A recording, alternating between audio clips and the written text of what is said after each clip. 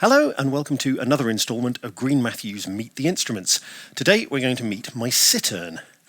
The Cittern was a really popular instrument throughout the 16th and 17th centuries. Like a lot of the instruments that I play, it is an instrument that has strings and frets, but whereas the lute that we looked at the other day had strings made of gut, this has strings made of wire.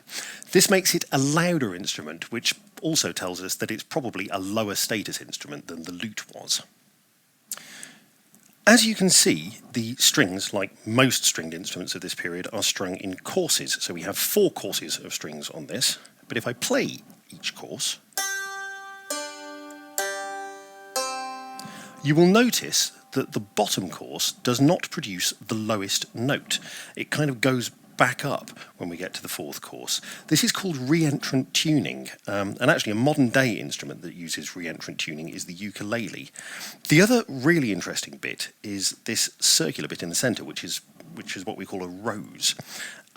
As you can see, the rose is full of tiny little holes that let the sound out, but you should also be able to see that the rose is backed with parchment or paper. What happens when I play the strings is that this paper vibrates and pushes the sound outwards.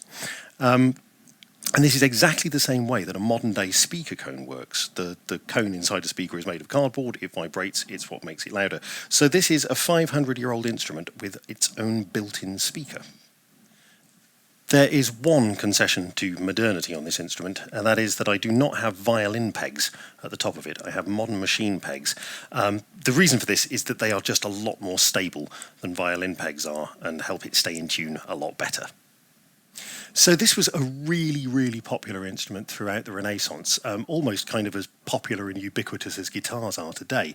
So much so that actually if you went into a barber shop in 16th century London, you wouldn't find magazines lying around for you to read while you waited for your haircut. You'd probably find 3 or 4 of these lying around for you to take out and play while you waited for your haircut, which is really civilised, and I have no idea why we stopped doing that. So I'm going to play you a couple of popular dance tunes from the 17th century on my Cittern.